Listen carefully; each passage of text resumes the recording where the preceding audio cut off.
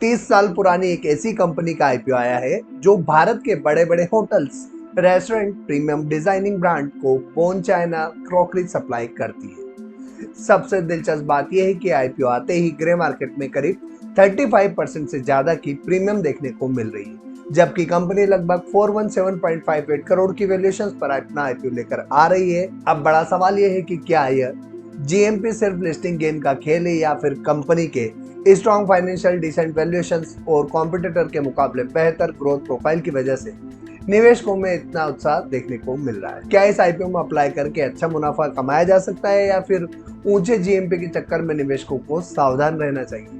आइए clay Craft India IPO की पूरी डिटेल जानते हैं, जहां पर हम कंपनी के फाइनेंशियल्स, वैल्यूएशंस, ग्रे मार्केट की प्रीमियम, आईपीओ डिटेल, रिस्क क्या है वो समझेंगे। फिर समझेंगे कि इस कंपनी के आईपीओ में निवेश करना चाहिए या नहीं, इसलिए एंड तक बने रहिएगा। आज का वीडियो शुरू करें उससे पहले अगर अभी तक आपने हमारा चैनल सब्सक्राइब नहीं किया तो जल्दी से चैनल सब्सक्राइब करके बेल आइकन प्रेस कर दीजिएगा।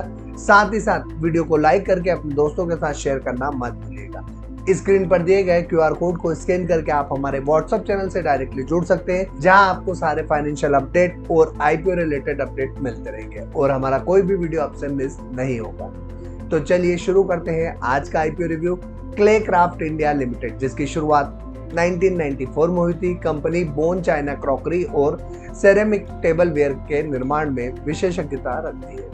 लगभग 30 साल का अनुभव की कंपनी ने भारतीय टेबल वेयर इंडस्ट्री में अपनी मजबूत पहचान बनाई है।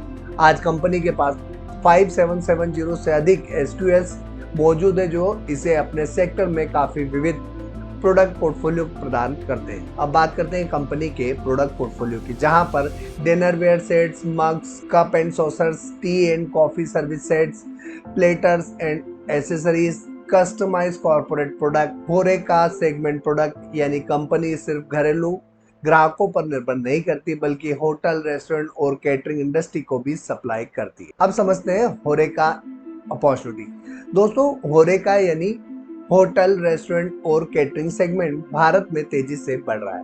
टूरिज्म, हॉस्पिटलिटी और फूड डिलीवरी इंडस्ट्री के विस्तार के साथ साथ इस सेक्टर में लगातार नई डिमांड डेवलप हो रही है।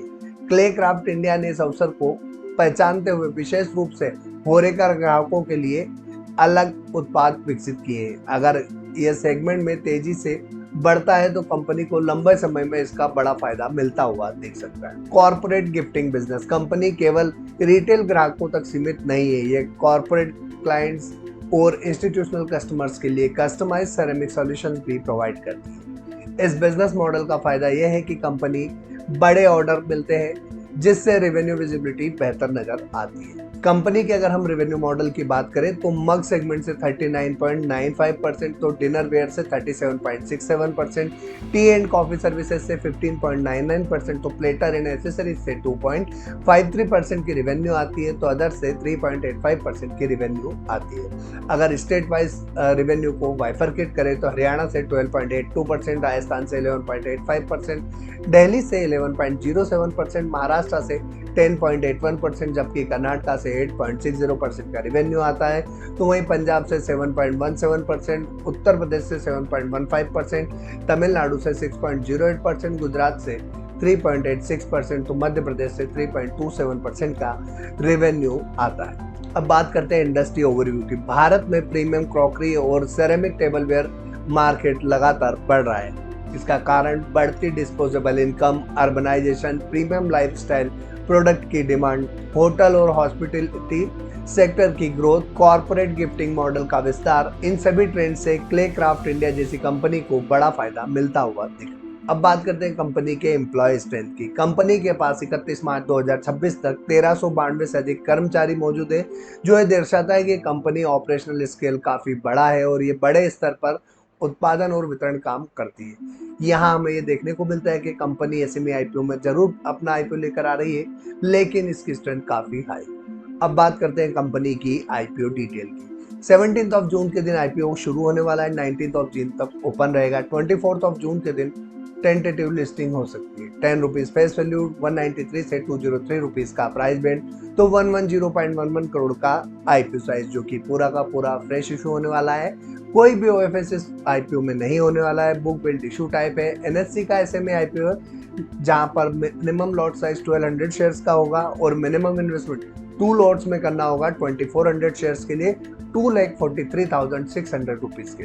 अब बात करते हैं इस कंपनी के फाइनेंशियल्स की। अगर हम कंपनी के फाइनेंशियल्स को देखें तो पिछले 1 साल में कंपनी ने रेवेन्यू, इबिटा और प्रॉफिट तीनों में स्ट्रॉन्ग ग्रोथ दिखाई है। सबसे अच्छी बात यह है कि प्रॉफिट ग्रोथ 30% से ज्यादा रही, जबकि कर्ज में कोई बहुत बड़ा ग्रोथ देखने को नहीं मिली। नेटवर्थ लगातार बढ़ रही है और कंपनी की बैलेंस शीट भी पहले से मजबूत दिखाई दे रही है। कुल मिलाकर फाइनेंशियल्स के आधार पर कंपनी का प्रदर्शन काफी मजबूत और पॉजिटिव नजर आता है। अब बात करते हैं कंपनी की वैल्यूएशंस की, जहां पर 417.58 करोड़ की वैल्यूएशंस पर ये कंपनी अपना आईपीओ लेकर आ रही है। कंपनी के केपीआई काफी मजबूत दिखाई दे रहे हैं, जहां पर आरओई 17.71%, आरओसी 18.26%, तो पेट मार्जिन 15% और इबिटा मार्जिन 23.33% कंपनी की अच्छी प्रॉफिटेबिलिटी को दर्शाता है। डेब्ट टू इक्विटी रेशियो 0.30 है, जिससे बैलेंस शीट काफी हेल्दी नजर आती है। आईपीओ के बाद पी 15.46 का और पीबी 1.86 का हो जाएगा, जो पहली नजर में महंगा आईपीओ नहीं लगता। प्रमोटर आईपीओ के बाद भी 73.63% की होल्डिंग इस कंपनी में रखने वाले हैं। अब बात करते हैं इस कंपनी के प्रमोटर्स की। Clay Craft India IPO company की अगर हम प्रमोटर्स की बात करें तो राजेश नरेन अग्रवाल जो होल टाइम डायरेक्टर है, विकास अग्रवाल जो मैनेजिंग डायरेक्टर है, भरत अग्रवाल जो होल टाइम डायरेक्टर है, Deepak Agarwal whole time director and CFO है।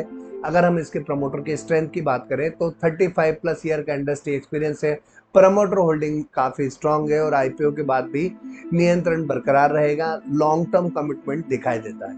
अब बात करते हैं इस कंपनी के लीड मैनेजर की। तो आईपीओ का book running lead manager Hem securities है। SME IPO specialist Hem securities ने हाल के कुछ वर्षों में बड़ी संख्या में एसएमई आईपीओ मैनेज किए। डीआरएचपी में tank up engineers, unified data tech solutions, monolithic India, meta infotech, Tachyon network सहित कई हालिया आईपीओ शामिल हैं। अब बात करते हैं आईपीओ से आने वाले पैसे का उपयोग कहाँ किया जाना है। तो 97 करोड़ रुपीस राजस्थान के मनाडा में नई मैन्युफैक्चरिंग फैसिलिटी स्टैब्लिश करने में होने वाला है और रिमेनिंग अमाउंट जो है वो जनरल कॉर्पोरेट पर्पस के लिए उपयोग में आने वाला है। अब बात करते हैं ग्रे मार्केट प्रीमियम की, लेकिन उससे पहले अगर अभी तक आपने हमारा चैनल सब्सक्राइब नहीं किया तो जल्दी से चैनल सब्सक्राइब करके बेल आइकॉन प्रेस कर दें। ग्रे मार्केट में फिलहाल 35% के आसपास की प्रीमियम देखने को मिल रही है, जो किसी भी एसएमई आईपीओ के लिए एक बेहतर प्रीमियम मानी जा सकती है।